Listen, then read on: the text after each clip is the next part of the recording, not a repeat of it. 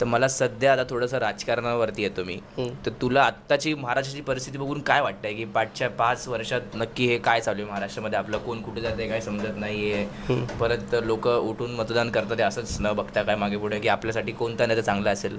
म्हणजे जर आज आपण बघितलं आपल्या महाराष्ट्रामध्ये बाहेरचे येऊन राज्य करतात ते. बरोबर, बाहेरचे लोक इथे आमदार, उत्तर प्रदेश विकास संघटना, भारतीय कायदे संघटना, त्याच्यावर येऊच आपण त्याच्यावरती पुढे. पण माझा प्रश्न एवढाच आहे की बाकीच्या राज्यात हे सगळं होत नाही की इकडे आपण दुसऱ्या राज्यात घेऊ. फॉर एक्झाम्पल राजस्थानमध्ये जाऊ आपण, तर तिकडे कोणता मराठी नगरसेवक नाहीये किंवा मराठी आमदार नाहीये, मराठी खासदार नाही. पण इकडे जर आपण बघितलं तर ऑलमोस्ट मला असं वाटतं 50% किंवा 40% हे फक्त बाहेरचे आमदार खासदार आहेत. तर हे तुला काय वाटतं आपली परिस्थिती काय चालली आहे महाराष्ट्राची? एक गोष्ट लक्षात घे, आपल्याकडे ना मुंबई आहे आणि मुंबई ही एक बोलतात ना देशावर जर का कोण राज्य करत असेल तर ती मुंबई आहे. दिल्ली तर फक्त नावासाठी, कारण ते दिल्ली आधीपासून ते आपण जर का इतिहास पाहिला तर दिल्लीवर अगोदर ते राज्य करत होते वगैरे त्या गोष्टी म्हणून दिल्ली नावासाठी. बरोबर. पण खरं असं जर का बघितलं तर मुंबई ही महत्वाची आहे. पैसा, प्रत्येक जणांचं स्वप्न इकॉनॉमिकली वगैरे सगळं प्रत्येक जणांचं स्वप्न असतं की मला मुंबईतच यायचं आहे, मुंबईतच काम करा. तिकडे उद्योगधंदे जास्त आहे आणि त्याचसाठी आपला संयुक्त महाराष्ट्राचा लढा झाला होता. गुजरातला मुंबई हवी होती, पण ती मुंबई आपण मराठी लोकांनी जिंकून घेतली. आपले 105 106 हुतात्म्यांनी आहुती दिली. आणि त्याचमुळे कसं असतं, मी तुला असं सांगितलं बघ, जिकडे साखर आहे तिकडेच मुंग्या जाणार. आणि हे लोक बाकीच्या तिकडे कामच नाही आहेत ना. आणि मुंबई ही प्रत्येकाला हवीशी, ती एक सोन्याची बोलतो ना चिडी आहे. आणि त्याच्यामुळं प्रत्येकजण तिकडे येतोय, स्थायी होतोय आणि मग तिथे राहत असताना असे दाखले देतोय की हा भारत देश आहे आणि भारत देशात मुंबई आहे, महाराष्ट्र आहे आणि इथे कोणी येऊ शकतं, राहू शकतं. पण ते जे संविधानात जे आपण बघितलं भाषावर प्रांतरचना जी संविधानात झालेली आहे त्याचा आदरच कोण करत नाही. बरोबर. तर त्याच्यामुळे मला असं वाटतं 2 गोष्टी मी प्रत्येक वेळेला व्हिडिओ सांगत असतो. 2 गोष्टी जर का तुम्ही लक्षात घेतला मराठी माणसांनी खास करून, की संयुक्त महाराष्ट्राचा लढा का झाला आणि आपला हा भाषावर प्रांतरचना काय आहे हे जर कळलं तर आपल्याला कळेल की आपल्या मराठी माणसाची किंमत आपण कशी ठेवली पाहिजे किंवा आपल्याला स्वतःला लाज वाटेल. या सगळ्या गोष्टी जर का आपण वाचल्या तर मला असं वाटतं वाचलं पाहिजे, कारण ह्यांची हिंमत आता होती आहे. ह्यांचे काही उमेदवार उभे राहत आहेत, काही निवडून पण आलेले आहेत. बरोबर. तर बीजेपीमध्ये जर का पाहिलंस तू 40 ते 50% परप्रांतीय आमदार आहेत, जास्त असतील.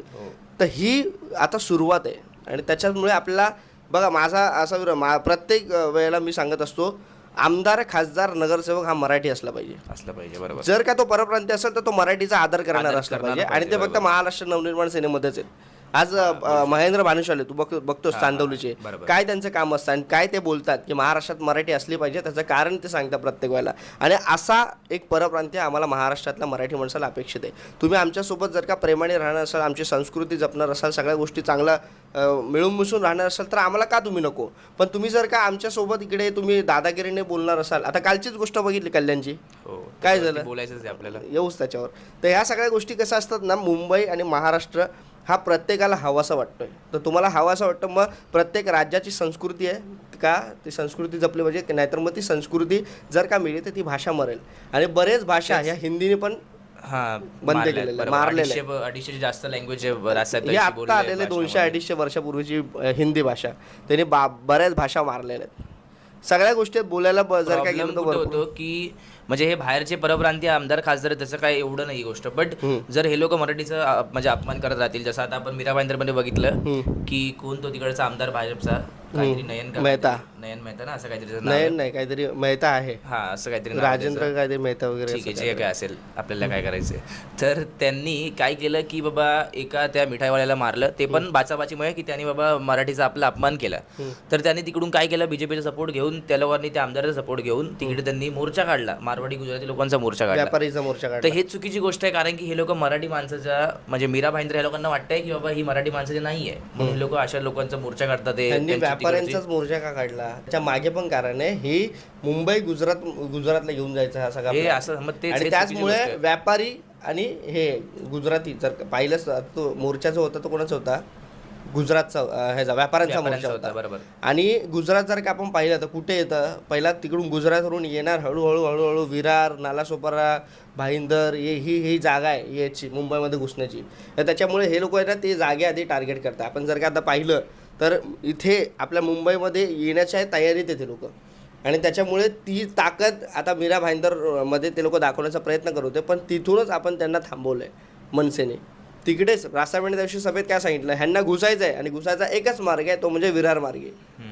गुजरात जर का आपण पाहिलं, सुरत वगैरे सगळे पुढे तिकडे आणि तिथून ते लोक घुसतायत. म्हणून त्यांना ते कसं आहे, ते स्थायी होतात. डायरेक्ट मुंबईमध्ये काही लोक स्थायी नाही होते, तिथून सुरुवात होते ते लोक विरार पासून स्थायी होत आहेत. बरोबर. आणि त्याच्यामुळे विरारला आता बरेच जण मराठी लोक आहेत, म्हणून इथे जास्तीत जास्त जेवढं होईल तू बघशील ना, बोरवलीला गुजराती मारवाडी जास्त आहे. बरोबर. कांदवली, ज्यांना जसं असं जमतं ना, जेवढे जसं पैसे आहेत ना, तसे ते लोक पुढे येतात. कळलं? म्हणजे ज्यांचा बजेट नाही ते विरारला राहतात, ज्यांचा थोडा बजेटमध्ये भाईंदर राहतात, थोडा बजेटमध्ये बोरवलीला राहतात, गोरेगावला. मग असे करून घुसायला बघतात. आणि त्याच्याचमुळे हे एकदा घुसून महाराष्ट्रामध्ये एकदा त्यांची आपली, आपण बोलतो ना की हा इतिहास हा भूगोलामुळे, राजसाहेबांनी प्रत्येक वेळेला सांगितलंय, इतिहास हा भूगोलामुळे. याचा अर्थ काय, एखादी जमीन जर का तुझ्या हातातून सटकली, निसटली, तर मग तिकडचा तू नाहीस. एकदा तुझी भाषा जर का गेली आणि तुझी जर का जमीन गेली, तर मग तू कुठलाच होत नाही. राजसाहेब जसं सांगतात, त्याच्याचमुळे आपली जमीन आणि आपली भाषा वाचवायची, तेव्हाच आपल्या महाराष्ट्राने मराठी वाचेल.